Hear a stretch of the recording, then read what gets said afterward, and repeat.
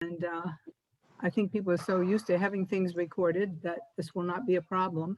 But if anybody sees it's not recording, Cindy. please let me know, because Cindy it did happen. Catches. Hi, Cindy Catches. Hi, Cindy. So we'll go ahead and get started. I'm going to put this on. I'm going to put this on speaker view. At least once. Let me try speaker view here. Okay, now it's probably a good idea for everybody to be muted unless you're speaking. So if I could just ask everyone to mute unless you're speaking, that would be helpful. I muted everyone.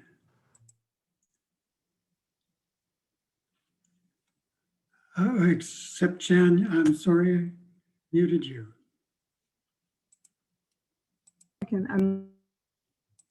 I am unmuted. So we're back here. So anyway, I would like to welcome everyone to our fireside gathering this evening. I'm Jan, and so delighted to have you all here. And I'd love to give a special welcome to Dr. Littlebrave Beaston, who is our guest speaker this evening. And I'm so glad that we could reconnect. We met a number of years ago at the just outside of Calais, Maine, and when I was invited to, when you were speaking on the Passamaquoddy Reservation there, speaking on the Baha'i Faith, and I had been invited by my sister Ann Perry, who's here, and my niece Heather, who is also here. So it was really wonderful to reconnect, and we all very much look forward to your presentation. For those of you who may be joining for the first time, a fireside gathering is an opportunity to introduce the teachings and principles of the Baha'i Faith. And one of the, the foundational principle of the Baha'i Faith is the oneness of humanity. And that has a lot of relevance for our presentation this evening and our discussion this evening. Baha'u'llah, the prophet founder of the Baha'i Faith, said that he said, know ye not why we created you all from the same dust, that no one should exalt himself above the other. Now, that principle of oneness of humanity is the pivot around which all of the other principles and teachings of the Baha'i Faith revolve.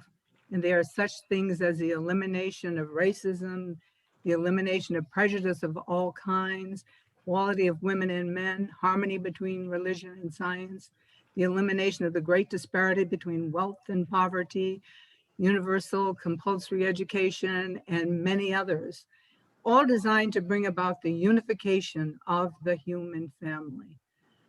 But I think we can all see and know that this is not going to take place easily and without a lot of effort. And it's going to require a lot of effort on our part, but it's also going to be a lot of pain and suffering. And I think that's exactly what we're experiencing right now. Our unity has to come, but before we can have unity, we have to have justice, because Baha'u'llah says that the purpose of justice is the appearance of unity. So we have got a lot of work to do. And I have to say that one of the things that I have really appreciated about the writings on oneness is the way that Baha'u'llah speaks about people of African descent and indigenous people. He compared people of African descent to the pupil of the eye. He says that sees what is reflected before it, and through it, the light of the spirit shines forth. Now, with regard to indigenous people, he said that they had a great spiritual capacity, and that one day they would be illumined, so illumined that it would enlighten the whole world. And we'll be hearing more about that with our speaker this evening. And I'm looking forward to introducing our guest speaker this evening. But before we do that, we do have a devotional that has been planned. And it's a short devotional. We'll be starting with some flute music by Kevin Locke, who is a Lakota Baha'i and also a well-renowned flute musician as well as hoop dancer. And so that will be the background music for a Lakota prayer, which will be recited by Charlene Stevens, who will be followed by David Troutman, who will be reading the prayer for humanity, the Baha'i prayer for humanity. And we have a real treat in store for you, because at the conclusion is a magnificent video that was forwarded to me by Dr. Beaston. And I know you're going to enjoy it. I want to thank Janan, who is helping with is a co-host and helping with the music this evening. Janan, thank you so much. I think we can go ahead and start with Kevin Locke.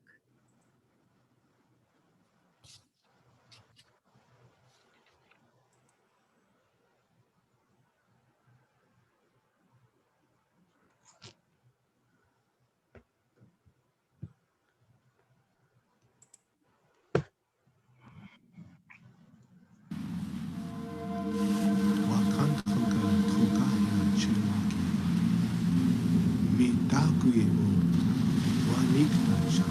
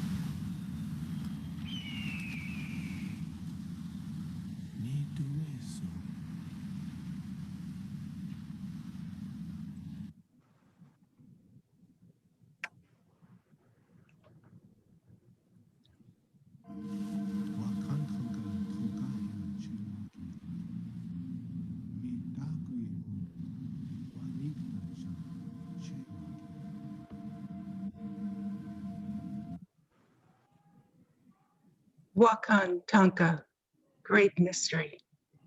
Teach me how to trust my heart, my mind, my intuition, my inner knowing, the senses of my body, the blessings of my spirit. Teach me to trust these things so that I may enter my sacred space and love beyond fear, and thus walk in balance with the passing of each glorious sun.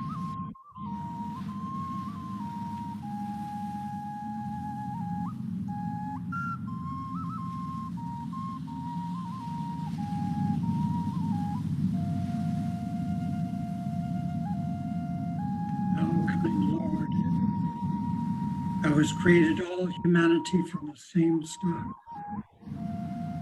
Thou hast decreed that all shall belong to the same household.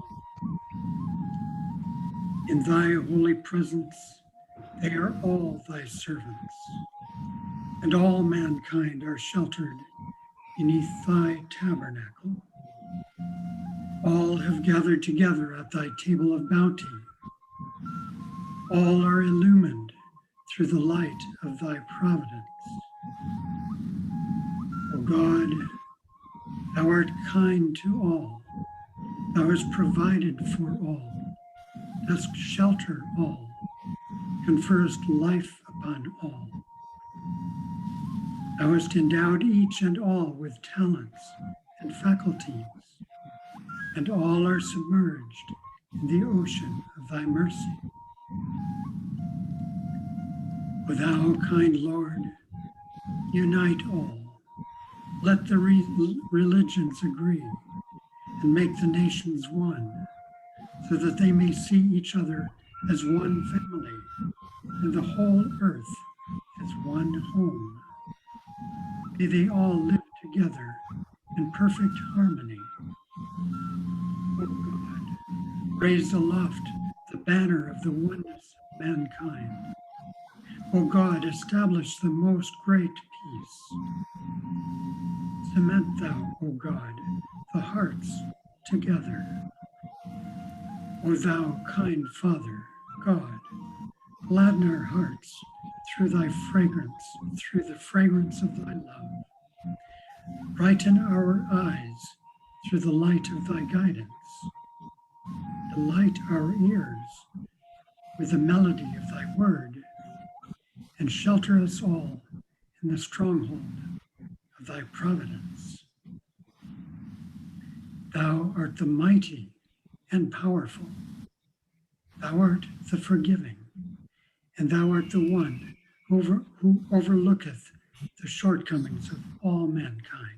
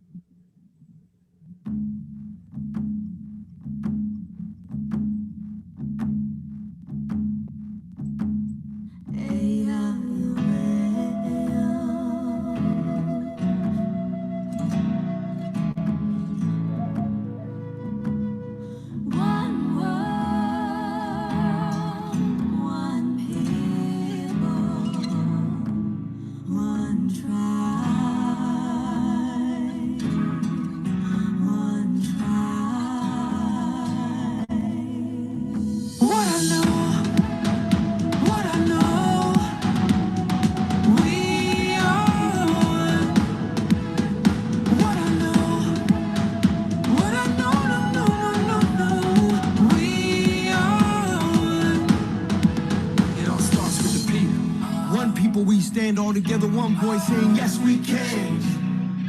one, reach one till we pull ourselves up, cause we all one fam. From the rest to the block, to the Perry, to the rock, we connect that love. Cause the people with power feel the power of the people when we stand as one. I got you stuck off the realness. We be indigenous, you heard of us. Max Heaven, the murderer, spreading the love with the water and earth. And the stand against hate, gotta know what the purpose is. We rise, the climate is changing, signs of the times. It's time to start praying. Pray for the world and community. Prayers are more powerful when we're in unity. What I know, we are one. What I know, what I know, we are one. Woke up today, hungry for a change, new path to take. Can't stay the same, it's been too long. Pointing out who's right or wrong, can you hear me out? All we need is a little bit of love. Take time to heal and it starts with us. Hand in hand, I put my trust. In one world, reunite, it's a must. Hold on to hope, we can overload. We can break the code with a single note. Sing out for the world to hear that our time is now, no more for tears. I looked into my son's eyes, a new day in a new light. Lift the veil and dwell so peaceful. Come together, one world, one people. What I know, we are one. What I know, we are one. It's who you are, it's who I am. We all bleed the same blood, yeah. Hey.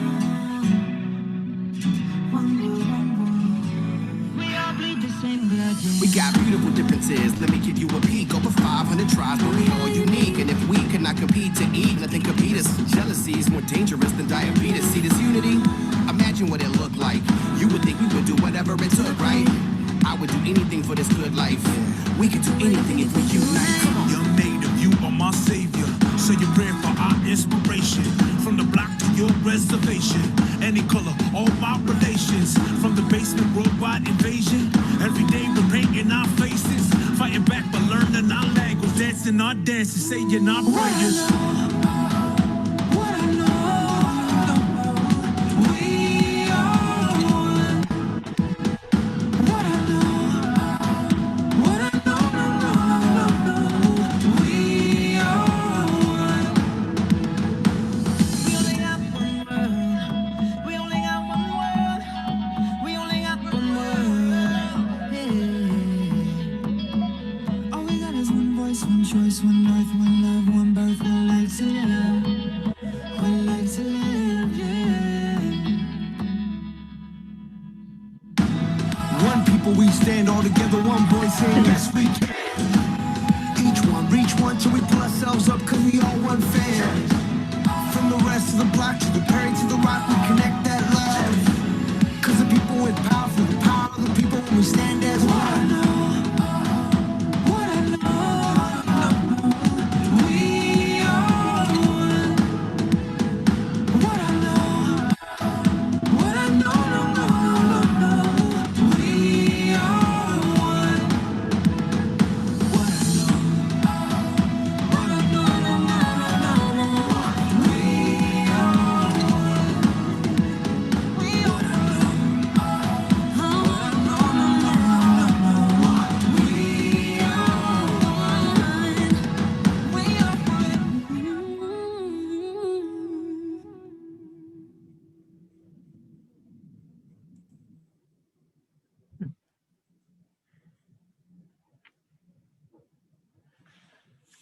Thank you, everyone who participated in the devotional. That music, beautiful one. Video, beautiful. Thank you so much, Littlebrave. That was fabulous. And I'd like to thank Sherlyn and David. And I'd like to thank Jolly, who helped a lot with the planning. I don't know if Jolly is here, but I do want to thank her for that. And a very, very special thanks to Janan for being here to help with the technical things that I always need help with. So thank you so much, Janan, and thank you, Littlebrave, for sending that video. Really lovely. So now I have the privilege and honor of being able to introduce Dr. Littlebrave Beaston. She is Tsimshean, Makah, and Greek by heritage, and she received her Naturopathic Doctorate and Masters in Acupuncture at Bastyr University and her Masters in Education and Counseling from North Dakota State University. She has been a Baha'i since 1969. She has experienced reservation, rural, urban, large, and small Baha'i communities. She currently resides in Austin, Texas, and she's the author of two really wonderful books I highly recommend: American Indians and the Baha'i Faith, a compilation of sacred and inspirational writings, and also a companion book, American Indians and the Baha'i Faith, Personal Stories, published in 2019. So for fun, she loves devotion. She loves going to the house of worship. She loves dogs and swimming and hiking and cooking and good conversations, helping people reach their full potential and to make their contributions by writing their stories of their personal spiritual journey as an American Indian Baha'i. So Dr. Beaston, thank you so very much for being with us. We look forward to your presentation. So nice to get reconnected. Thanks.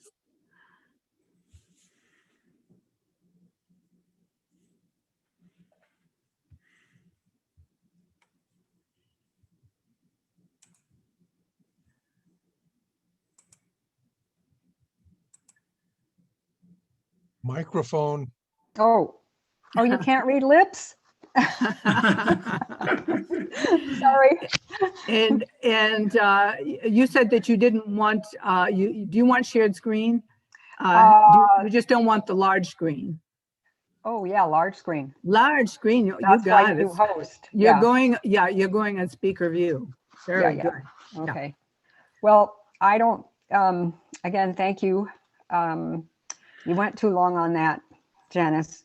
And the last video was the dessert. So perhaps at the end we could play it again and everyone can get up and dance.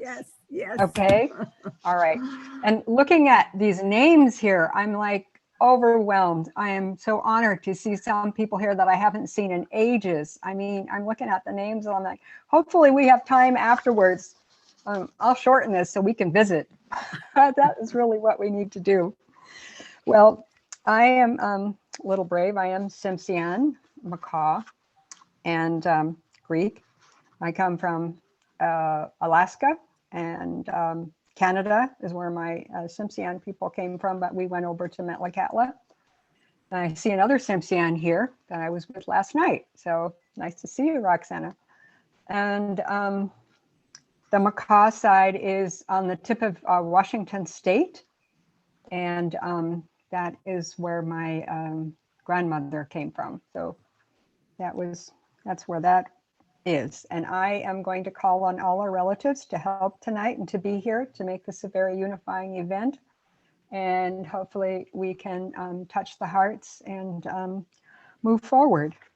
To talk about the Baha'i writings on American Indians, I think that we need to begin with Abdu'l-Baha. So that's what I'm going to do. For those of you who don't know him yet, he is the example of what Baha'i should be and do. So whenever we get perplexed on what we should do, we could say, what would Abdu'l-Baha do? And read many of the stories that are about him and what he has done. He was the son of Baha'u'llah, the eldest son. And he was born in 1844. He died in 1921. Baha'u'llah, in his will, left Abdu'l-Baha in charge of the faith to run the faith from 1892 to 1921. So you can imagine his hands were very full. And if you read any of his writings, they're really somewhat poetic and down to earth and just wonderful. And this is what Abdu'l-Baha looked like. I have another picture at the end where it shows that he was at Green Acre. It's not as good as this one, but I took a picture of this one. This is one of the ones I like. I think it was done by a photographer named Patrick Duffy, if I remember right. or the coloring was so. So Abdu'l-Baha, he came to visit United States in 1912. And yes, the Baha'i faith is for everyone. It's world encompassing. But when he came to the United States in 1912, something was wrong. It was glaring to him. We had a race problem. Did you know back then that the Baha'is were meeting separately? That's right. White Baha'is were meeting, Black Baha'is were meeting separately. And the two, I guess, just never came together. Well, Abdu'l-Baha realized this, and so then he quickly rearranged the Baha'i meetings and made sure that all the Baha'is came into one meeting.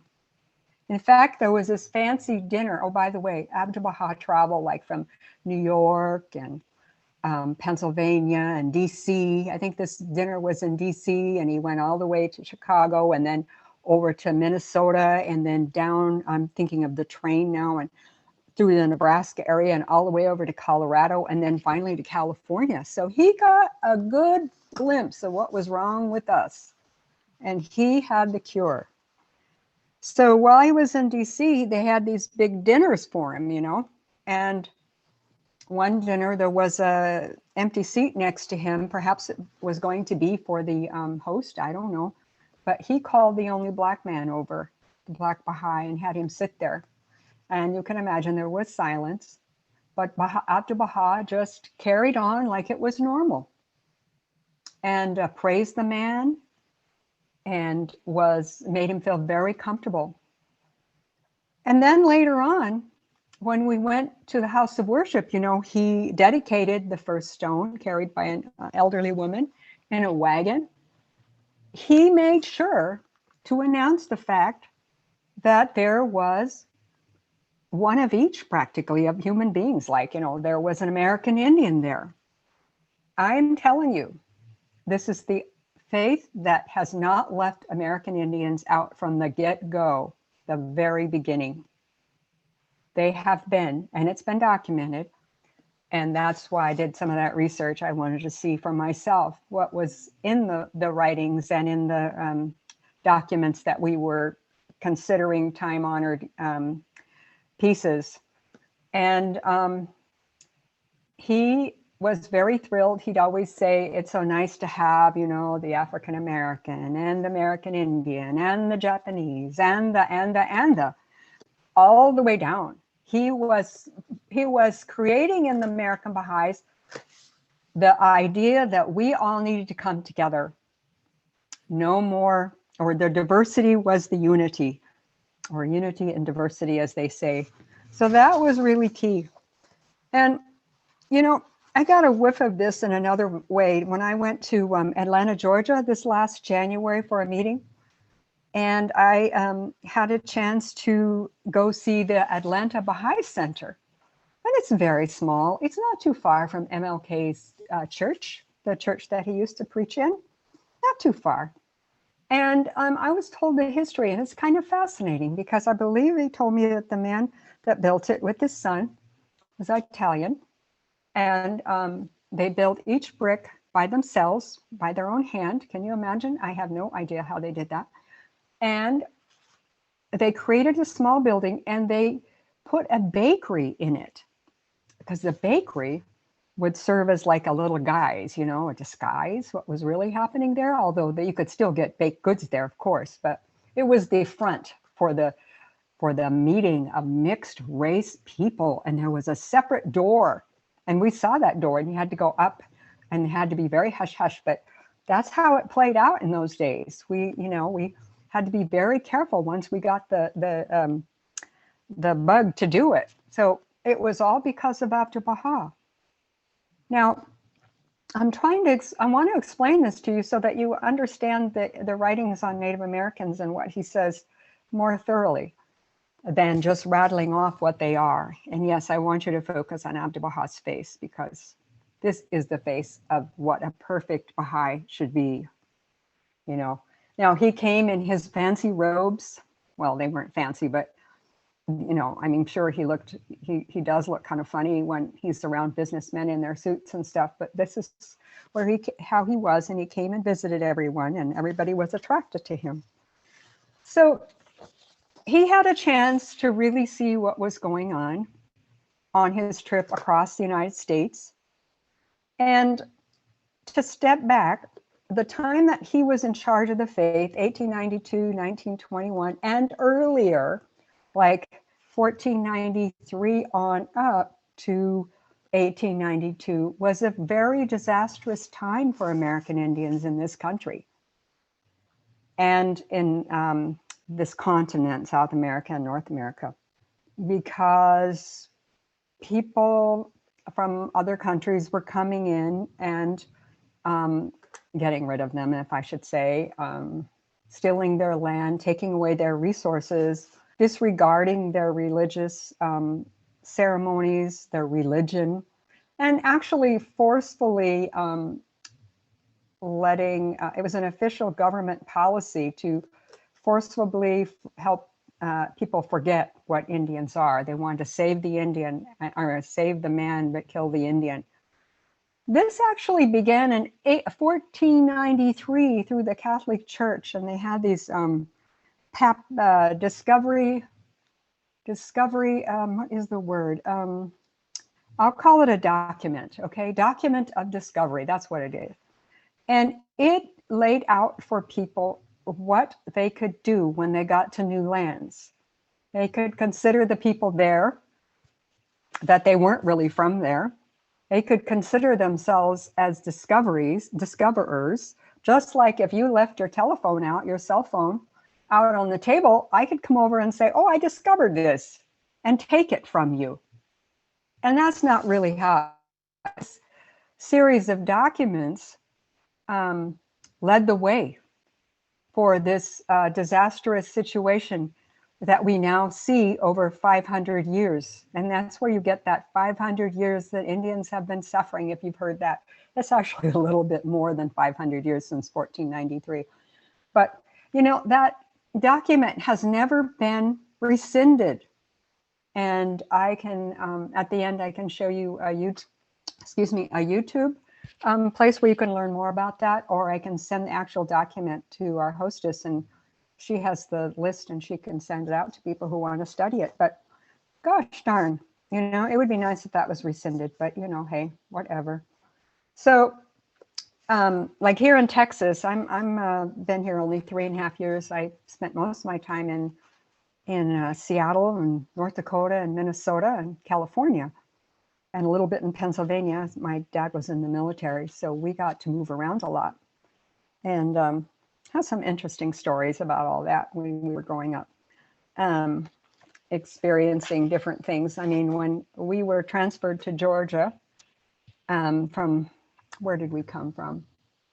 We were coming from the West, and we went to Georgia, and my mom took 5 of us, you know, little kids, I was the oldest, took us to get health care in a public health care facility, which military people are supposed to are allowed to get, you know, that's your normal way to get treated. Well, we went upstairs, what we thought, and the nurses were there, and they said, oh, you have to go downstairs and get treated with the coloreds. And Mom didn't know what that meant, so she went downstairs, and the coloreds said, they were Black people, they said, oh, you have to go upstairs. You have to be treated with the whites. And my mom was really confused now. And so we went back upstairs, and they said, no, you got to go downstairs. Well, finally, my mother, who's very soft-spoken, said, we're Indians. And they just looked at us like, what? And this was in the late 50s. So Mom went home. We all didn't get health care. We went home, and she told my dad, and he went to his boss, and I think it was within 10 hours, we were transferred up to New York City, Fort J. We got up there, and guess what? We didn't have to go up and down the stairs. but we were considered Puerto Ricans at that point. I just think that's hilarious. This is just people don't think like, oh, wait a minute, maybe they're Indian people, you know, just didn't know or didn't realize that. So think about that doctrine when you are considering or looking at what's happening to Native people. I mean, how their land has been stolen, how their food, their resources have been stolen. It's hard to come back from that, et cetera, et cetera. And yes, there's some human factor now. Religion-wise, they all had their own religions. Many of the tribes had were practicing. Some of the ones you know about were the Mayans, white buffalo calf woman for Lakotas. But Abdu'l-Baha here actually confirms right here with this statement. It was on a very important tablet to a mirror, that was restudied in 2007 by the academics of the faith. And it's saying, undoubtedly in those regions, the call of God must have been raised in ancient times, but it has been forgotten. Well, remember the forced forgetting, where Native people were, you know, things were taken from them. My own mother got her mouth washed out with soap whenever she spoke Native. People got their hands slapped, all that good stuff, you know, hey, whatever. But this statement here, you know, and then from the Quran, God sends a messenger to every group of people. And if they don't, it says we will not chastise them if they have not been sent a messenger. But in other writings, Abdu'l-Baha says that all people have had a messenger. And this is confirmation. Now, when you think of a group of people who have their own religions, you may not think so much that, oh, these people are dirty, these people are uneducated, these people are pagan. All these things that, you know, that were happening way back then. So it wasn't until 1883, well, actually, American Indian religions were outlawed in 1883. And the ban wasn't officially listed until our lifetime, yours and my lifetime. I mean, assuming you were born before 1978, most of you. So in our lifetime, Native Americans, American Indians, can now practice their religions. But guess what? A lot of the religions have been forgotten. But what's forgotten can be revived, you know, with given encouragement. But, you know, maybe not in the same way. Most religions will say that there's going to be a return of something, someone. They don't promise that the religion is going to return the same way. And you know that, so I'm not going to go into that further. But this is a very important finding since 2007. So it really does help the Baha'is give more respect to American Indians and Indigenous people, because before, if I can tell you, some of the Baha'is were concerned that the Indians were doing this and doing that, the pipe ceremony or the dancing or the prayer in their own language. And Rahia Khanum would be very, very calm about it. And she participated in a pipe ceremony. And the Baha'is started to get rid of their colonial thinking too. You know, we all come from some sort of colonial thinking, and because we've been in that era. And so the more we think about how to get out of it, to think more clearly about our birthright and a birthright of another, is really, really a good thing. So this helps everyone realize that American Indians did have religions, did have a way of life, did follow the call of God in whatever form that it came.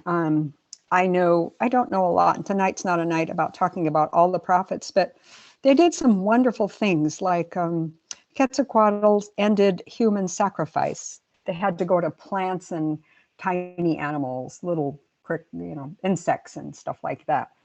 That kind of thing. So this is really important. And I found this writing too. There's a whole bunch of writings about other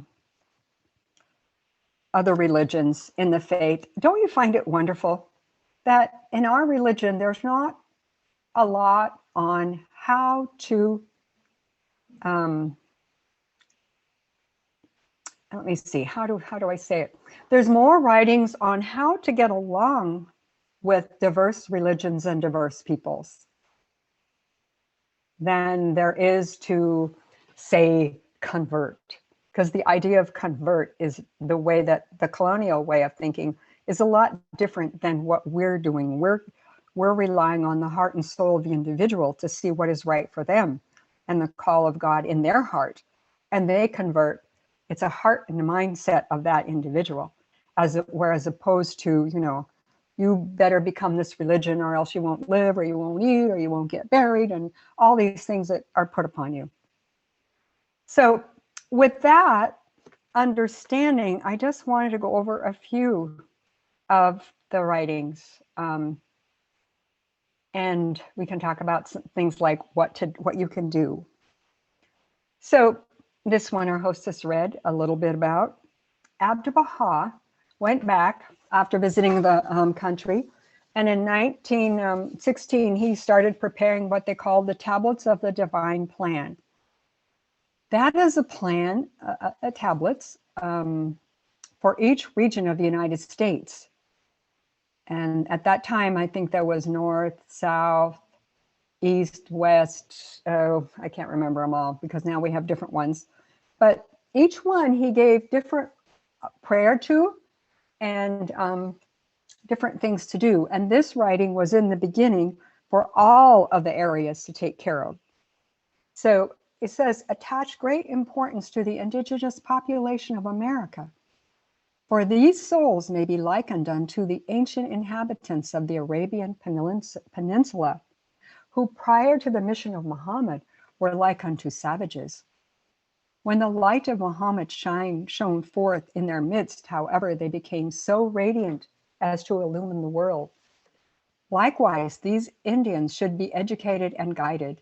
There can be no doubt they will become so illumined as to enlighten the world. Well, guess what?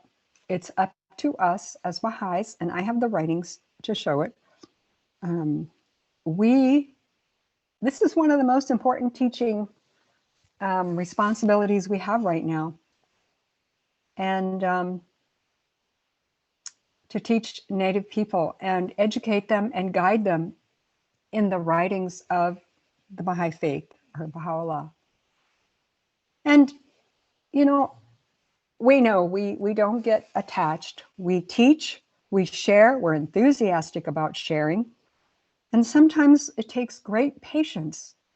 And why does it take patience?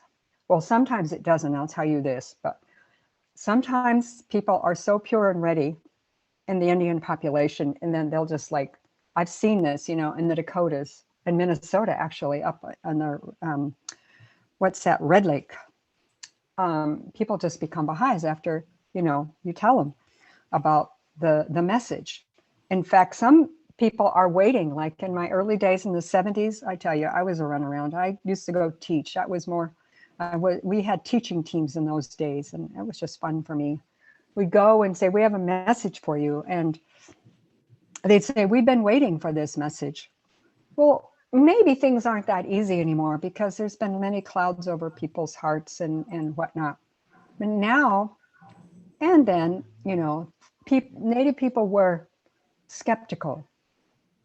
They were afraid. They watched you. They watched us Baha'is to see if we actually carried out what we said we were. And they still do. And it might take years before you get invited into a Native home. It might take a half a year, who knows? But the point is to start and share as much as the individual is willing to allow. to be shared with.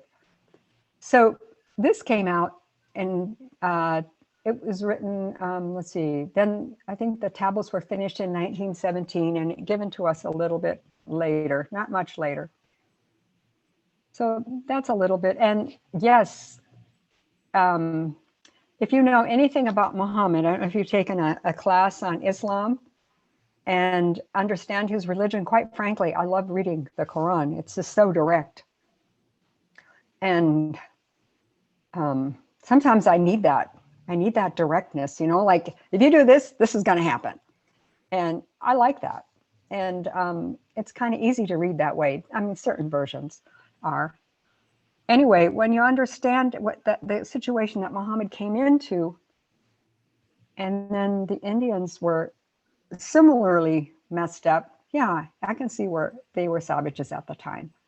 But when this light shone with Muhammad, then they became so radiant as to illumine the world. Friends, we are waiting. We are waiting. We need this light to click in Native Americans, all of us. And it doesn't matter how much native blood you have. Just teach. Don't be concerned about how much. Let God work on that. Here's another wonderful writing. So, how you doing? Actually, we are in a session. Shoghi Effendi was Abdu'l-Baha's grandson, and he protected the faith after Abdu'l-Baha passed. I'm not going to talk too much about him, but he was educated at some really wonderful colleges, and one of the reasons he went was because he wanted to become a writer, or he didn't want to become it. It was part of his job. I'm sure he was part of his training. So he is a masterful writer, as many of you know. Shoghi Effendi is also most anxious for the message to reach the Aboriginal inhabitants of Americas. These people, for the most part, downtrodden and ignorant, should receive from the Baha'is special measure of love on every effort made to teach them. Their enrollment in the faith will enrich them and us and demonstrate our principle of the oneness of man far better than words or the wide conversion of the ruling races can ever can. That one, I mean, it speaks for yourself or itself, you know. I mean, that's the way Shoghi Effendi is. He just puts it out there very straightforward for you. Here's one. Again, this one is from Canada. Shoghi Effendi. Shoghi Effendi was the one who planned and directed the teaching work. Oops. Can you still see? Okay. Yes. All right, sorry. He was the one that planned the teaching work, and was especially looking at Canada, Alaska, the United States, and South America when it came to Indigenous people. In fact, it was in 1936 when he helped formulate or encourage the Friends to have a teaching team to go down to South America and teach. And that's how it happened. And then the faith was introduced to Alaska on a dog sled.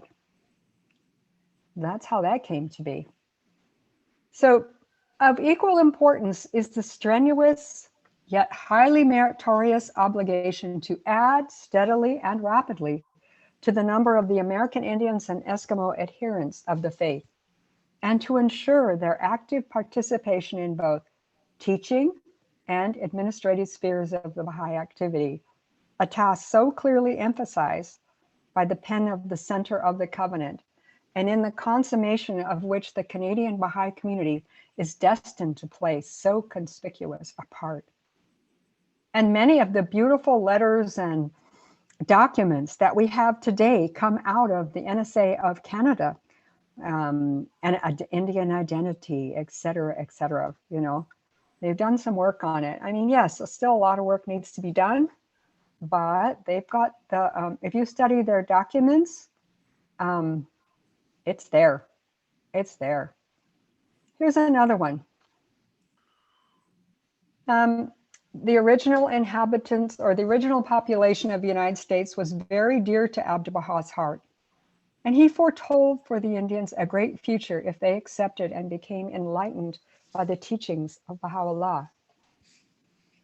So we have to leave some responsibility up to the individual Native people. It's true. And then Shoghi Effendi goes on to say, to believe in the mouthpiece of God in his day confers great, very great blessings, not only on individuals, but on races. He hopes that you who are now numbered among the followers of Baha'u'llah will give his message to many more of your tribe, and in this way hasten for your people a bright and happy future. I look at it this way. If I'm promised that my race gets very great blessings, you bet I'm going to have some tests. So sometimes we have a lot of tests in the Native American community. And sometimes people look at that and go, oh my gosh, I don't know where to begin. Or worse yet, I don't know where to start. Or I don't know if I even want to get in there and help any Baha'is or Indian people. Well, you know what? Anything worth having, you're going to have a test around. That's just the way this faith is set up. I bet you there's not one of you that hasn't had some kind of a challenge to your faith when you became a Baha'i, just to secure, to anchor you in place. And that's what I think is happening, because I think a lot of the Indian religions give the Native people a head start on understanding the Baha'i Faith. Many of them already understand that we are caretakers of the earth. We look at so many things holistically, and generosity is really key. Giving food, giving honor to our relatives, honoring the family. These are all things that you find in the Baha'i Faith that are very specific. I think God gave Indians a head start, even though I didn't get the name Baha'i, Baha'u'llah. But a lot of Native people are starting to see that and believe that Baha'u'llah is a return of whomever they were looking for in their religion, like the white buffalo calf woman, or Quetzalcoatl, or whomever. But these things are happening now, folks. So it's absolutely very beautiful. So I want to get practical here. Here's that picture I promised you of Abdu'l-Baha walking in Green Acre. If you've ever been to Green Acre, it's a lovely spot. He loved it there too. It's not a very clear picture, but I can't show regular slides on my Zoom, but that's why I make this little Word document. So what can people do to learn and become friends with Indigenous people? Just remember, don't have to say, don't have to ask, how much Indian are you anyway? Do you know anything about your tribe? You know, those are questions you don't want to ask. You just, if they say they're Native, you just go with it, you know, and learn about their culture. Help, you know, if you know something, share, do it humbly, learn together.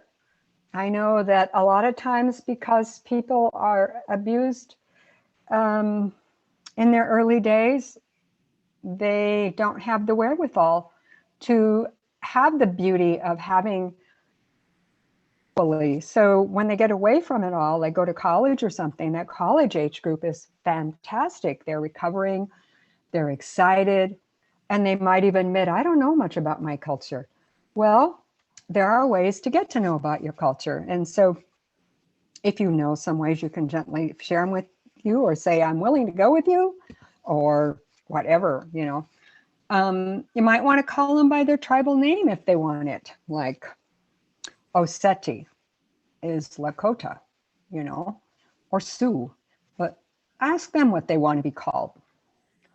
I can't keep up with all the different names. Like there's Anishinaabe or Turtle Mountain Chippewa. But, you know, I mean, ask them, how do you want to be called? Now you find the words Indigenous and American Indian in the Baha'i Faith. Abdu'l-Baha was the first one to call us Indigenous. And I believe that they, while the Universal House of Justice has used both Indigenous and American Indian, I think they're slanting towards Indigenous more and more. So I am too. But I did find a lot of writings that, you know, were directly American Indian, or they interchanged them, or did the tribal name. Participate as much as you are comfortable and they're comfortable. They don't like to be asked a lot of questions. Just like go with the flow. I sometimes have a hard time with this because I'm an impatient person. So yeah, I know I'm Indian too, but you know, I am an impatient Indian. So maybe it's because I come from a fish tribe and we have to grab fast if we're going to get that fish, you know? And so I don't have the laid back patience of the Lakota, Dakota. I spent time on Pine Ridge and I just loved being there. But I had to learn patience, especially when they were braiding my hair, which made me so relaxed. So make friends. Children are easy to deal with as far as making friends. If you have children, you can use your children, you can use your pets to be a door in. You might have a special skill. See, necessarily money is not the thing. Like you think, oh, I'm going to give these people money. Look how they need it. Sure, you could do that, but you know, it's just too big of a need. So maybe it's relationship that we want to build. If you have tutoring skills or youth activity skills or things like that, and you want to live closer to Native people, you can like do gardening together.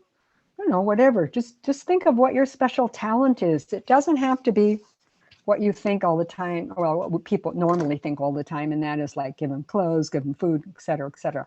That might be appropriate at times, depending on what you all are doing. Like the DAPL situation, they needed clothes and they needed food, et cetera. And that was a wonderful opportunity to be of service there as Baha'is. In fact, I think Baha'is started some of that. So, but think about, I know it requires you to give of yourself, but hey, you just might have fun. And it's something you can do. If it's something you're interested in and they want to learn how to garden or they want to garden with you, then, you know, they can. They had a Sundance garden in Pine Ridge. I'm not sure if they keep that up anymore, but we also had gardening up in our, when I was on the ranch in North Dakota, I had a ranch in North Dakota, and we would raise extra stuff and then people would come in and give it to them. That was kind of fun. You could take college courses on American Indians or community college courses or courses that they call them what? Independent courses. Oh, they're not for credit. Some are for credit. Various things. If you want to learn more about a religion, a Native religion, or socioeconomic activities, Wilmette Institute had several courses on American Indians. Last year, I think they had one, and then this year they're going to be offering one on messengers of Native people, of Indigenous people. I think that starts on February 11th, if I'm not right. It lasts till the end of March. Now here's the key. If you get an invitation from a Native person, you need to honor it. But you know what? I read that in the writings once anyway. I think that was in the back of the Kitabi Aktas, that we all need to honor, unless there's something that we really can't make it, you know, but just try to honor it if you can. I mean, if you can't, you can't. I sometimes can't eat a lot of wheat or sugar. Or I choose not to because I have blood sugar problems and I don't want to get diabetes and I don't want to get pre-diabetes and I don't want to get hypoglycemia. I don't want to get any of that. So I'll just say, you know what, I can't eat that. I'm sorry. You know, it'll make me sick because of, you know, and that way I'm very gentle with it instead of feeling feel like I have to eat it because someone gave it to me. But most people will understand. And I really want to plug this articles and books. There's a whole bunch. David Moore wrote a book. Christopher Buck is one of the authors. Kevin Locke, John Sargent out of Canada, several. And one of the reasons I wrote the books was to encourage more Native Americans, American Indians to write more about their stories. There's fantastic stories. Alaska is really fabulous. Has a lot of wonderful things. John Colstow put together a nice big 8x11 piece on the history of that up to a certain point. Obviously, we need other people to write. So what should the youth be focusing on? Encourage your youth to be to get a lot of writing skills so that they can write. Writing is really hard. It was one of the hardest things I've ever done. I'm really good at finding things, like, you know, I had certain questions in my mind that I wanted to find out answers to, but actual writing, and then editing and formatting, oh my gosh. So if the young people can do that, that we need writers. We need people with those skills. I just remember sweating upstairs. That's the one good thing about coming to Texas is I didn't know anybody. I was here to watch my son's 2 dogs in his house while he was in Australia. And I didn't know anybody because I'd never been down here before. So I just kind of got to know some of the Baha'is, and I just stayed upstairs and wrote and rewrote and rewrote and rewrote, and finally got it done. And I don't think I would have ever gotten it done because I did a lot of the research while I was up in Washington, you know. I don't think I'd ever gotten it done if I didn't move here, because I was always, you know, like going into this activity or that activity, Baha'i or otherwise. Yeah, I just didn't, it wasn't natural for me to think about writing. It was a tough one, but I can't say enough now about writers or people who spend time writing, because they're the ones that are documenting what's happening. And I thank God for them. Even if it's a simple story, like one time my friend Rob Stockman told me, well, I said, this isn't very good what this was referring to another piece that I'd written. I said, this isn't very nice. I don't care for this. He goes, you know what? It's better than what we have, and we don't have anything. I just laughed. I thought, okay, you know, and so I presented that, whatever it was. I can't remember it anyway. Anyway, I don't want to go forever. I want to give you some time. I just thank you for your interest in this subject, and I'm really, really excited about it. And there's the document of discovery if you're interested in that. And like I said, I can send Janice. I thought I was going to have a question about mascots, so I put these 3 things in there, but she's gonna, this is going to be recorded, so it'll be there for you if you need it. So thank you again, and let's party.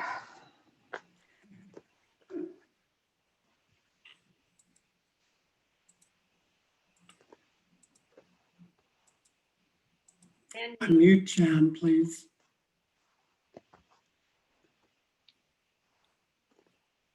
Okay, thank you. I always need somebody to tell me to unmute. Littlebrave, thank you so much. This was really wonderful. And I did want to ask you if you would like to show that you mentioned you wanted to show the video again at the end. I don't know whether you meant right now or later on, or whether you would like to take questions at this point. We've been sitting for like an hour. Should we get up and dance at that? Oh, sounds like a great idea. Yeah, let's do it. Okay. Oh my gosh. Janan, are you still there? We do Yes, too I'm many here. Zoom meetings. Can you Should I? move? Yeah, can you play it again? Yes, And of course. we're going to take advantage of this time to get a little exercise. Yeah, get our minds going here. And then we can take questions. Oh, I love it. Yeah, I mean, oh. Zoom is great, but we just, you know.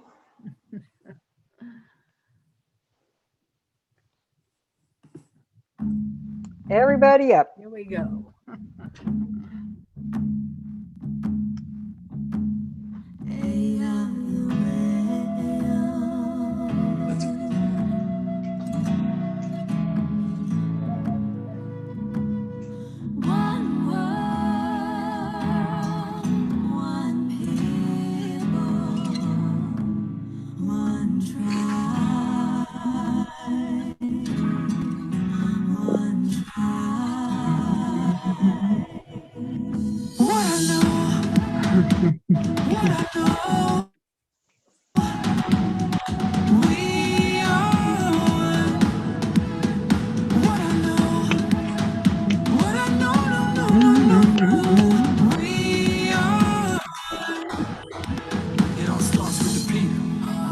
We stand all together, one voice saying yes we can. Each one, reach one till we pull ourselves up, cause we all one fam. From the rest to the block, to the Perry, to the rock, we connect that love. Cause the people with power feel the power of the people when we stand as one. I got you stuck off the realness. We be indigenous, you heard of us. Max Heaven, the murderers, spreading the love with the water and earth in the stand against hate. Gotta know what the purpose is. We rise, the climate is changing, the signs of the times. It's time to start praying. Pray for the world and community. Prayers are more powerful when we're in unity. What I know.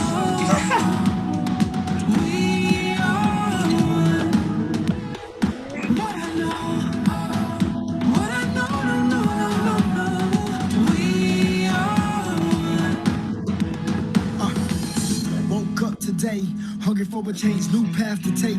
Can't stay the same, it's been too long. Pointing out who's right or wrong, can you hear me out? All we need is a little bit of love. Take time to heal and it starts with us. Hand in hand, I put my trust. In one world, reunite, it's a must. Hold on to hope, we can overload. We can break the code with a single note. Sing out for the world to hear that our time is now, no more for tears. I looked into my son's eyes, a new day in a new light. Lift the veil and dwell so peaceful. Come together, one world, one people. What I know, we are one. What I know, we are one. It's who you are, it's who I am. We all bleed the same blood, yeah. Yes.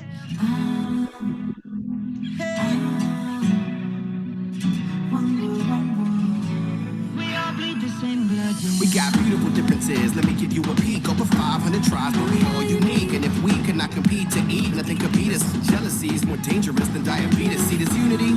Imagine what it looked like. You would think we would do whatever it took, right? I would do anything for this good life.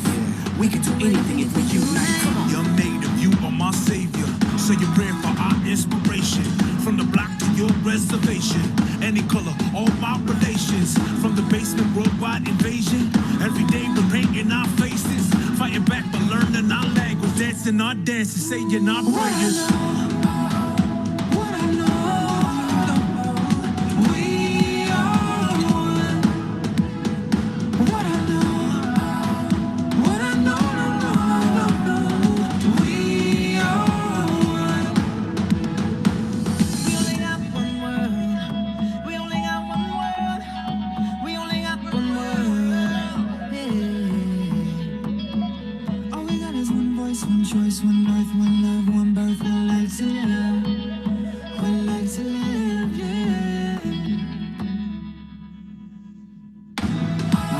We stand all together, one voice saying yes we can.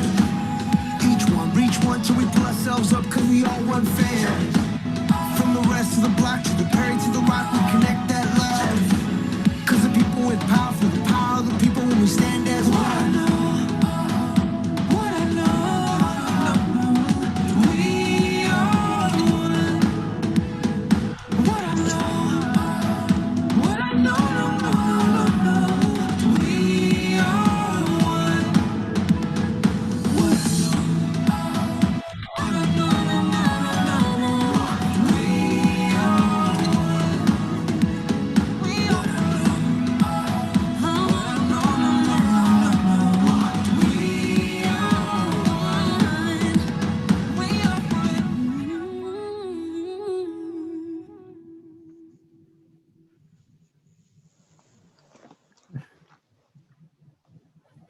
Oh, that was wonderful. I'm glad we got to see it again. Hello again, everybody. So this is an opportunity to have some discussion, to ask some questions. And I really feel very badly because I think my Zoom account did not accommodate everybody this evening. And so I think I'm gonna, if we invite Littlebrave back here again, I'm gonna have to get a new account. So I thank you so much, Littlebrave, for coming this evening. And I wished I'd known, I would have tried to, because there were people trying to get in and I know they couldn't get in. Oh, I'm sorry. So, Well, you can send them the recording. Absolutely. Right? Anybody you know of who wants the recording and anybody who would like to be on the list for the firesides can also put your email address in chat. So please feel free to do that. I also, I guess the way we can take questions is if people have questions that they would like to ask. I can't see everybody, could speak up, could put it in chat, but I would like to ask if there is somebody who could assist fielding the questions in chat, who would be willing to do that. Who's a little bit more experienced at that than I am. I'll do it for you, Jan. Thank you, Sherilyn. Sure, you're welcome. You're an angel. I love you. Okay. I love you too. I think there's a way to raise your hand and it will actually go in order. Does it go in order? It does. Actually. Okay. Jeez, I didn't know that. But not all computers have access to that, I think. Okay. So I think there's a little inequity there. Yeah. But right now, and I've had the chat open, I don't see any questions yet. Great comments, you know, of course, about loving the presentation and the video, of course, and that you can get it on YouTube. A couple of people, Gwen, for example, you did put your name in the chat, but we need your email address too if you want to be on the email list for these firesides, okay? So you can send it to Jan directly if you don't want to put it out there for everyone, or just put your name, just send it again with your email, okay? And let's see, we've got a couple of new messages here. Add me to the list, add me to the list. Okay, from Roxana Jensen. What priority would there be to engage in youth activities, children's classes, or devotions? Wait, no, what? Roxanne, would you like to come on and clarify your question? Oh, I can't see it. Is it on there? It is, but you'll have to scroll through a lot to get to the question. Oh, okay. So Roxana, are you still here? Would you like to? Yeah, I heard you say that, you know, engaging others, building relationships, that's a pretty important thing to do. Would you say that the activities to do that in would include youth activities, children's class, and devotions, or are those good spaces to do that in?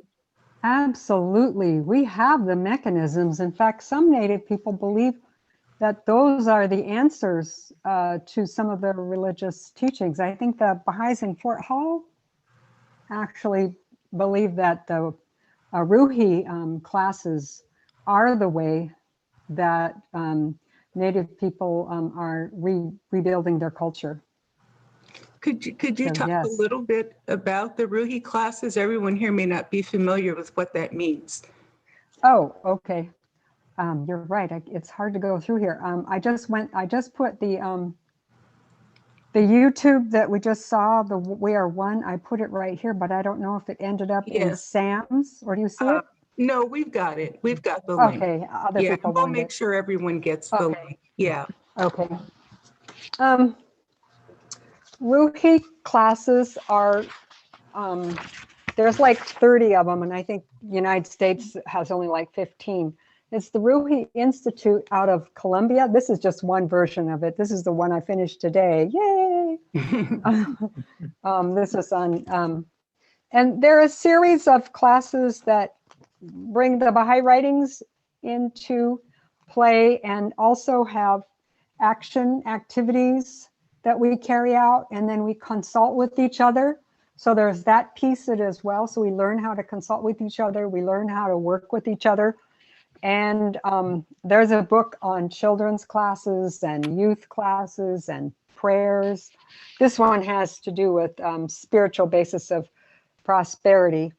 And there's one on the covenant and whatnot, and what Baha'is do. This was developed in Colombia to help the Baha'is there have deepened and wholesome communities, if you will.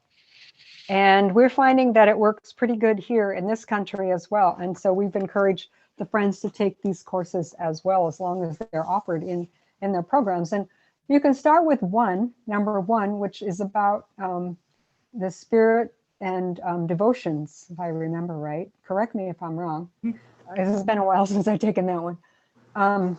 And then there's let's see, one on Baha'u'llah, so you understand Baha'u'llah better, and the Bab. And it goes on and on. Does that help? Okay. Thank you. Roxanne, you're a great children's class teacher, I hear. I don't know, but thank you for bringing that to our attention. Thank you. I think that book one, especially because it builds identity, should be tied into culture. Developing the skill of having devotions, like the one you had here today was full of culture, and yet it was, really well done. You had writings. I think it resonates with, not just Indigenous people, but everybody. So yeah, thank you for speaking to that. You're welcome. Thank you. The next question is from Sarah Peterson, and she asks, Littlebrave, how did you discover the Baha'i Faith? How did I discover? Okay, well, it's a long story, but I'll do the short version. Can everyone please stay on mute? Thank you. Okay. Except you, Littlebrave. I'm usually on mute. Anyway, I became a Baha'i when I was 18, and my parents didn't have money, and they didn't think about college. My mother never went. She didn't go to college. My dad was an outcast, even though he didn't go to college either. And they didn't think of college when you become 18. Well, my mom, it was December, and my birthday's in February, and so my mom told me, when you turn 18, you're going to leave this house. And I said, okay. I thought it was normal that kids were kicked out at 18. I really did, so I just okay. So I went to my high school counselor in California, Pacifica, California, it's just south of San Francisco. And I told him what my mom said, and he looked a little surprised, and he go, well, you're going to turn 18 in February and you're not done. So he worked out a way for me to graduate early. I had all my credits in the right places. And so he said, here's a possibility. You could go to the Job Corps. Well, I didn't really know what that was, but I learned that I could get training to be a nurse's assistant, and then I could go earn my own money for college because I wanted to go to college. And so, hello, sweetheart. My little grand dog is here. So I went, and God took care of the rest. I mean, then the girl next to me, and we shared a bathroom together. She was a Baha'i. Well, we were in nursing class, and the teacher said, it's important for you to have a religion to fall back on because nursing is really hard work. And so we went around telling everybody what we were. I was Catholic at the time, and I had converted to Catholic because it was, at the time, Catholic meant universal. I knew nothing about the papal documents, whoa. How many people of color are Catholic and don't know that, And it's amazing. So anyway, she said Baha'i. And it sounded like the religion I was supposed to look for because the sound was Ba, Ba. And so I asked her about it, and I looked so interested, and I kept asking that girl questions, and the teacher got nervous. And she said, okay, we're done with that. Let's go. But she was my neighbor. So I went over to talk to her, and she said, I can't explain anything to you very well. She's from the South, a Black girl from Louisiana. But here's a pamphlet and here's a prayer book. Guess what prayer I opened up to? The Tablet of Ahmad. That is really good for a stubborn person, which I am. And, you know, it says, if you don't believe in this, then you don't believe in that, you know, and like, whoa, baby. And then she gave me this cute little purple pamphlet that had youth on it. Some of you are in my age group. You'll remember that purple pamphlet that gives you ideas about what the Baha'i Faith was.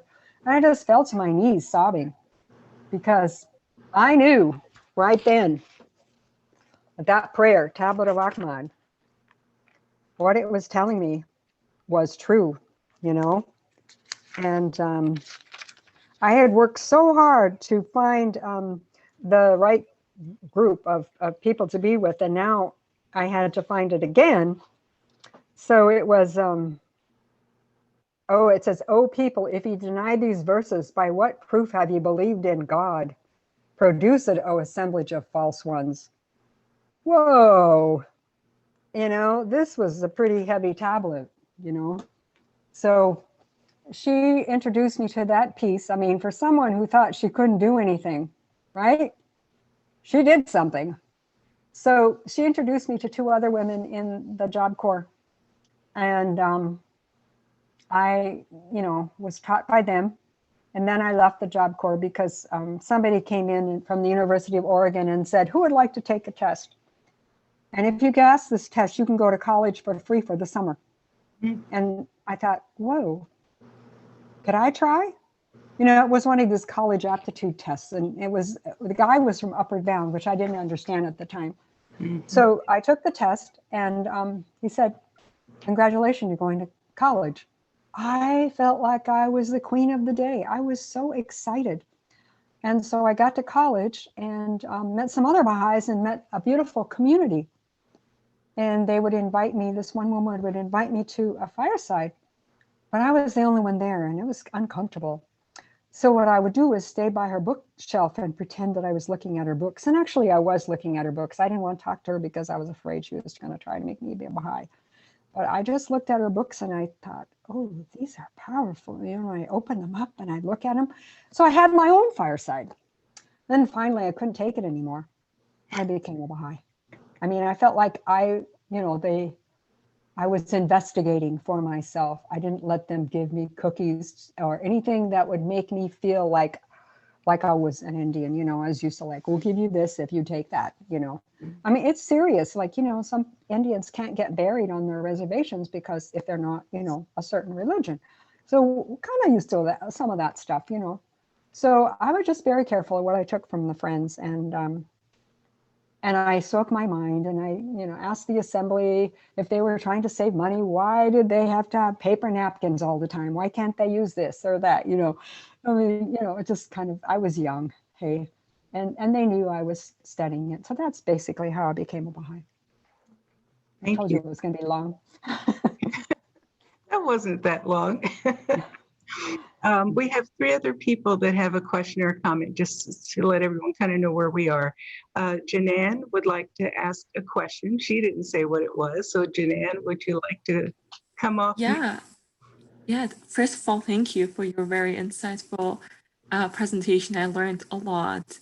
I had two questions. The first one being, can you tell us more about Native American theology and whether there is one main religion that unites most Native Americans, or if it's rather tribal? And the second question I had is, you mentioned the anticipation of a divine return, a figure like the white buffalo. I was wondering if you can tell us more about this anticipation and how this compares to some Abrahamic religions like, you know, Islam and Christianity, who also have this narrative of waiting and anticipating a prophecy to return. Yeah. Well, I think I can cover this, that in one respect, that many of the tribes had their own religions. Okay, there was one religion that was to go far, like Baha'u'llah's religion is to go far, right? And some of the other religions, the Baha'i religion was very local. A lot of the native religions were very local. And we're talking about pre-Christ religions, okay? Before white man came, before Western civilization came. That's what we're addressing. And the one that they found to be the farthest, that went the farthest, was the Mayan religion, the Quetzalcoatl group. They found evidence of that all the way up into the northern areas of the United States for a short time.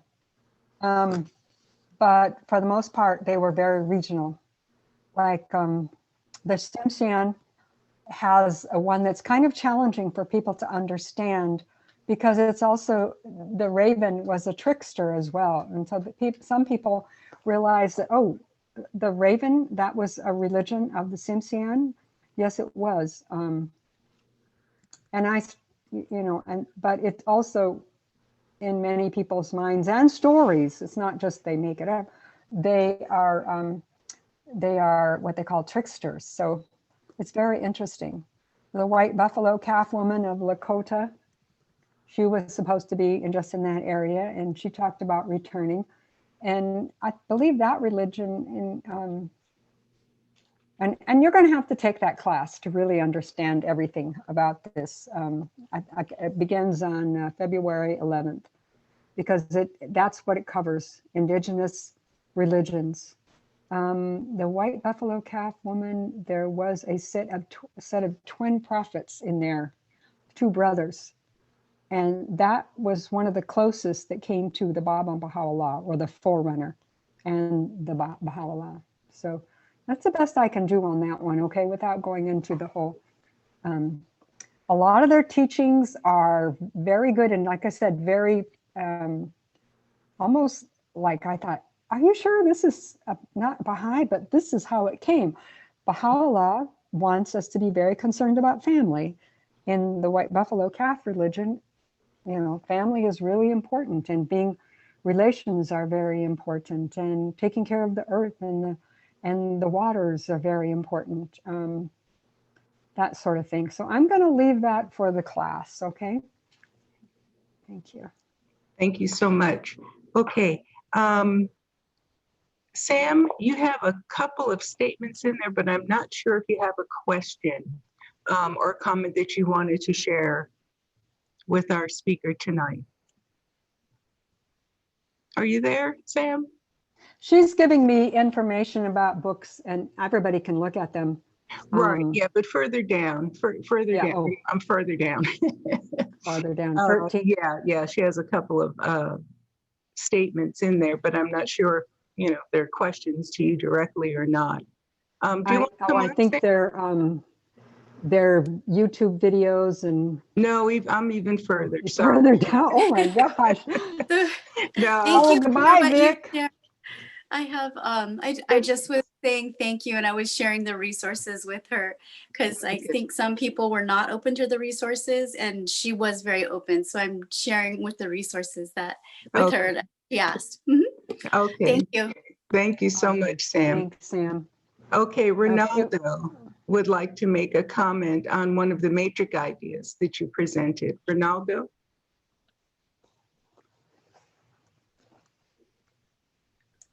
Okay, got it unmuted. Thank you so much, Littlebrave. Is that how you pronounce your name? Littlebrave, yeah. You have given us tremendous insights, especially historical insights that I'm sure the majority of us have no idea. Thank you very much. I just would like to add to your comment something that really has struck me when trying to figure out why was it that in the major civilizations of the world, Egyptian, Mesopotamian, Greek, Roman, there's no allusion to any manifestation. They have what anthropologists and religious anthropologists have decided to call myths. And in those myths, there's a plethora of gods interacting among themselves, very much reflecting human structure, human society. The big difference is they're up above in heaven. They have all the superpowers. They relate to humans as these puny little things that don't know any better and can understand them up above them. But regardless of that, those gods up in that heaven behave as humans. They are envious, they kill each other, There's one of God that divorced his children as soon as they were born because he didn't want them to at least confront him and take him off his throne, and so on and so on and so forth. And then one wonders, how is it possible that those extraordinary big civilizations like the Roman civilization, the Greek civilizations, we have no historic record of who could have been the manifestation that gave them those ideas. And it seems to me that what you are illuminating us is we have to have an open mind, an inquisitive mind to try to trace in some of those expressions, mythical expressions, precisely those teachings that could have not made by man.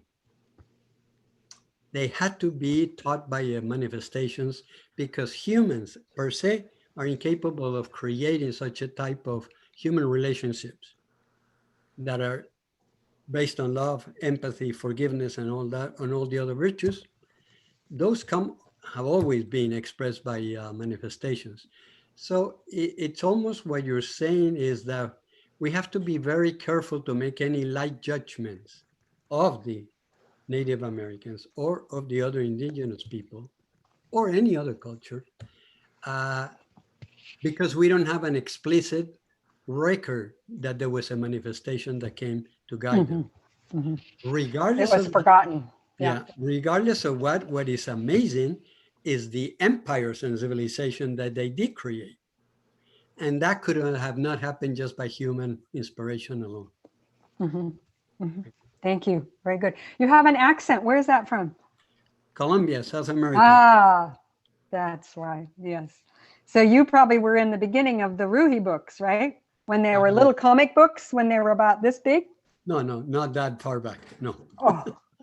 I did the first one and it was already with a red cover.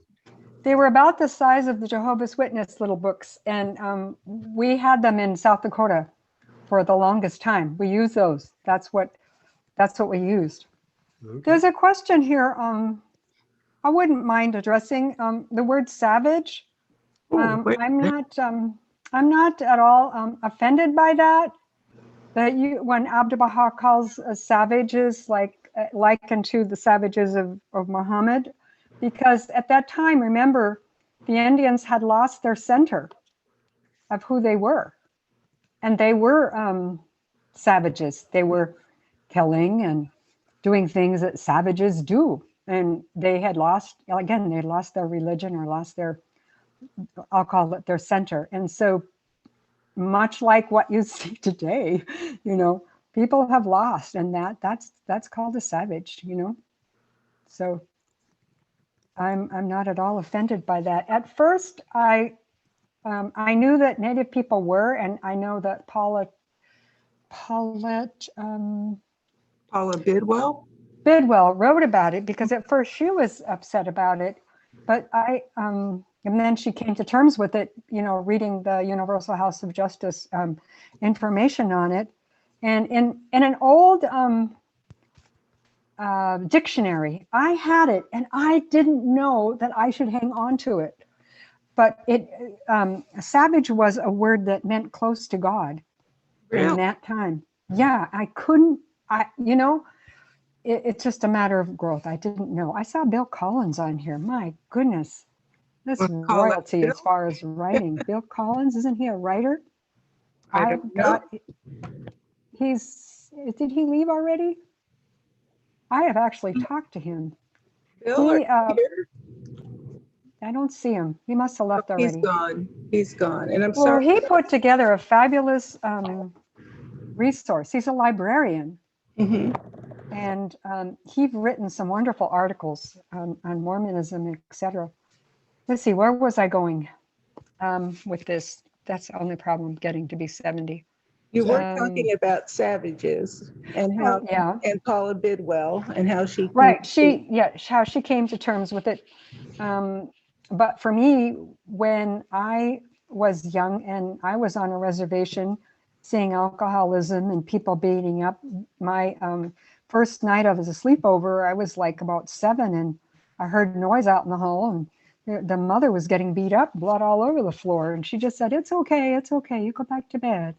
I'm like, yeah, this didn't happen in my family. And, you know, people had chosen to drink and etc. So I didn't have any trouble at first. And then I understood why Native people did have trouble with it. But actually, when they understand the era that it was describing Native people in, it's okay. It's okay. We can move on from that because we have a lot to give and we don't need to be that way. Anyway, I'm going to try that. And that person could write me privately if they want. My email is littlebrave@gmail.com. Littlebrave, I think Harold Gibson has his hand up for a while. Oh, good. Okay. I can't see any hands up. So if someone can help with that, that would be wonderful. And I'm sorry, I missed the cabbage question. Hello. Hello, Littlebrave. What's your name? Harold Gibson. Harold? My native name is Musqueam McCaution. I am Montauk. Ah, Montauk. And yeah, not too many of us around these days. Where is that? Where is that? Where are you? I'm in Chicago, but Montauk is on Long Island. Yeah. Wow. Hello. Who's sitting next to you? That lovely lady. That's my wife, Becky. Becky. Yeah. It's interesting because not too long ago, I started doing a small presentation also to of the Americas after reading with a couple of things like you have on the in writings about Native Americans. And curious, did you also get Viracocha, who's the one who raised the Incas also too? Yes, he is a prophet too. Yes. And that course is going to cover him as well. And there's a that Baha'i-teachings.org that I put on my handout that you can get a copy of the whole presentation. There will be one section on him. Oh, very good. Yeah, because I found it very fascinating when I went through and how even with the John Medina's thing earlier, giving the same kind of support thought that I had, because I tried to get people to read the Great War of Peace. Ah, okay. Times, because that is the true democracy and federal government right there is all of that. And that's what, like they're saying, historians are saying more and more that's true. But, it is so interesting because I think that with this, people begin to see more and more by learning about the prophets of Americans and how civilization was raised. And that, you know, like that even like 60% of the food that supplies the world came from the indigenous people here in this hemisphere. Yeah, thank you. And good to you for the presentation. And I'm going to join your thing on at the Institute for sure. Thank you. Great. Can I comment on some of these notices? There is a beautiful one here that says, dysfunction in tribal families is direct result of colonization. I think that's beautiful. That's exactly it. Yes, absolutely. Littlebrave, there's also a question from Lynette. I see a hand. Okay. Where is she? Is the question here, or is she going to ask Lynette, me? are you still there? Yes, I'm still Hi, here. Lynette. Thank you for hosting this and participating. But my answer, I did get the answer to my question. I wanted to know where the recording of this presentation was, as I was unable to join earlier. Oh, okay. Got it. Got it. Okay. You want me to address that, Jan? Yes, it is being recorded, and anybody who would like a copy of the recording if you could just indicate in chat that you would like a copy of the recording, and I'll send you the link. But I will need your email address. Do you also want me to still post it on our YouTube channel for Racial Healing, Racial Justice? Sure, that'd be wonderful. Yeah, so they can also terrific. get it there as well. Yeah, excellent. In about Is it possible to send me the information in the chat? There's so much I can't, yeah. Yeah, I don't want to miss sure. anything. Yeah, you will receive it. Thank you so much. I also want to let you know that if you're interested, on February 7th with the Wilmette Institute, I'll be reviewing my books in the way that how I came to write them and what I was looking for, etc. That might be interesting to you. Okay, I think it's party time. Yeah, is there anything else in that you have seen in chat, Sherlyn? Not that I have seen. Okay, let me just do one last call. Are there other questions, comments that people would like to make? You can open your mic.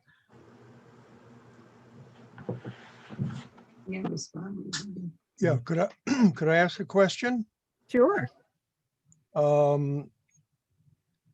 Littlebrave, excellent presentation. Thank you so much. And to me, the beauty of your presentation was it wasn't all bogged down with academic nonsense. It was so refreshingly clear and simple. And thank you so much. I just wanted to ask one question. You're a doctor of naturopathy. Why did you choose that profession? I'll take my answer on the air.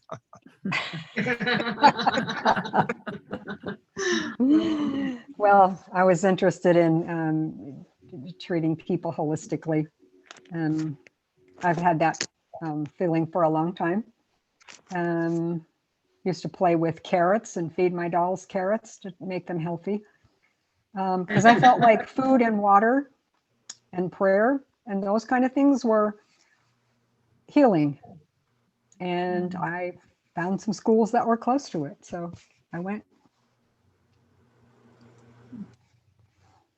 I have a comment. Yes, Winnie. Hi, Winnie. Where are you from, Winnie?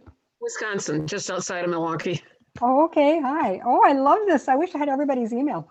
Oh, wow. Another word that's been so mistaken is the word pagan. Originally, pagan meant of the countryside. And when Christian missionaries first went into Europe and then particularly into England, they wanted the biggest bang for their buck. So they concentrated on converting people in the cities. So people in the country were not reached as much, were not converted as easily when they did go out there. And so that term pagan became distorted to mean non-Christian, when it literally was of the countryside. Of the countryside. That's cool. Thank you. Thank you very much. Where in Wisconsin are you from? It's the town of Sussex. It's just about 30 miles west of Milwaukee. Oh, okay. Because, you know, Marian Steffes came from Wisconsin, and she was one of the early believers and very active. Yeah. Okay, anybody else got a question, comment? I have a question that is. Oh no, John. Sorry, little. Hi, John. I couldn't help myself. Good to see you, my beautiful sister. We have prayers on Friday night. That's what he's referring to. I'm so enamored with the subject and the presenter that I immediately went to the Wilmette Institute to sign up for those 2 classes on February 7th and February 11th. And I don't know if anyone here has any knowledge, but it said that we weren't able to register now. So just a logistical question. If anyone in the group happens to know anything about that. I don't know. All right. I'll ask them. I'm done for the night. Good to see you all. Thank you. Good to see you. It could be full. I think they have a size limit. I've tried to sign up for things and I've been too late and full. Oh. Just my guess. I know that has happened. Oh, I see. Well, they might have to offer it again then. Let me see. Those classes recorded so that if it is full, it could be posted on YouTube at another time. Sometimes that happens, but I didn't see that they did last year's like that. They just offered it again, you know. So that might not. Hey, Dean Martineau, hi. Dean is there. He's muted, apparently. Yeah, he is muted. But anyway, he must have heard. Dean Martineau used to live in Washington, and now he lives down there in Florida, I think. Wow, it's so much fun seeing everybody again. I bet I know a lot more of these people, but I just have to see their faces. Bet you first. do. I bet you do. And Yeah. I would just say, if there aren't any more questions or comments, that we could just stay and visit.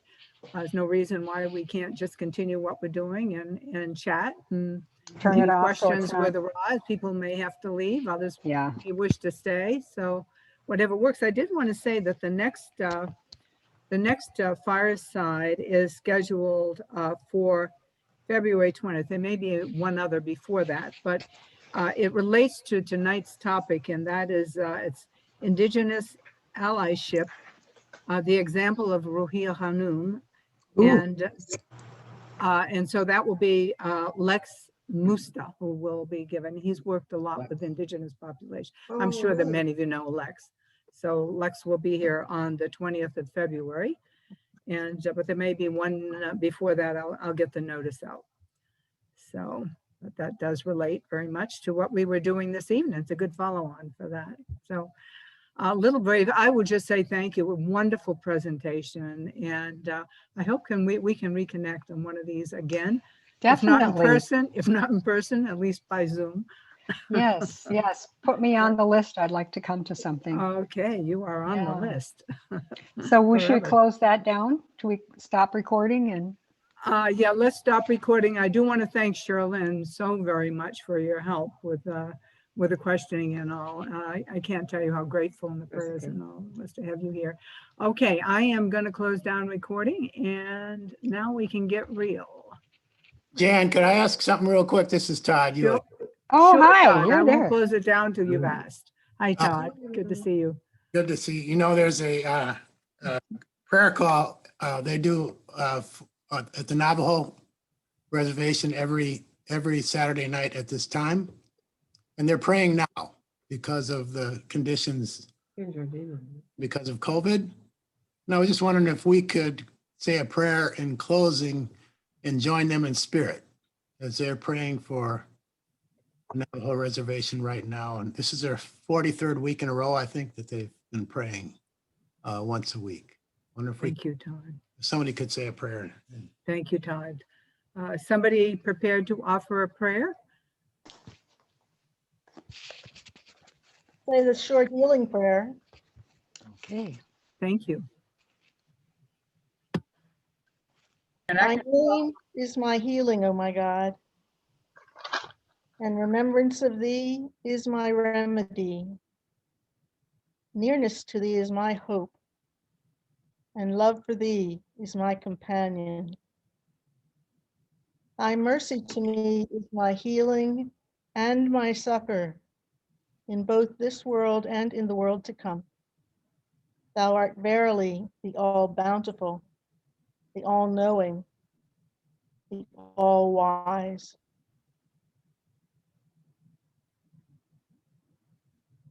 May I offer another?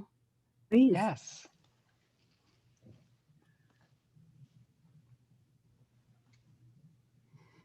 God is sufficient unto me. He verily is the all-sufficing. In him let the trusting trust. In him let the trusting trust. God is sufficient unto me. He verily is the all-sufficing. In him let the trusting trust. In him let the trusting trust. God is sufficient unto me. He verily is him let the trusting trust. In him let the trusting trust. In him let the trusting trust.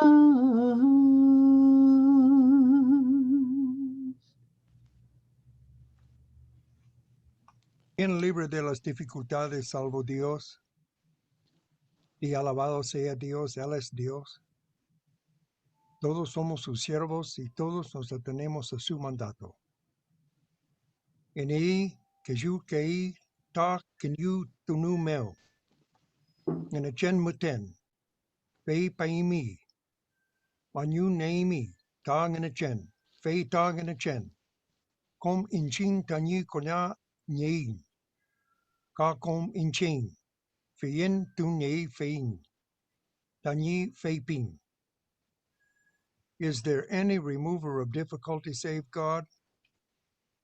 Say, praise be God, he is God.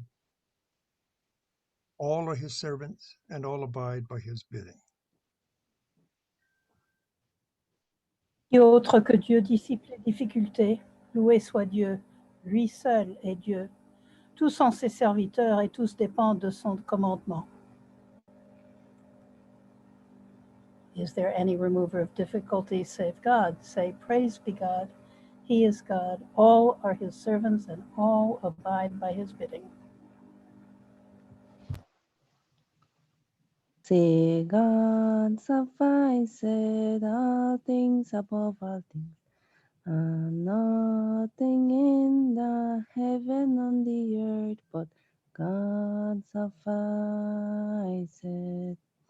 Verily, he is in himself, the knower, the sustainer, the omnipotent.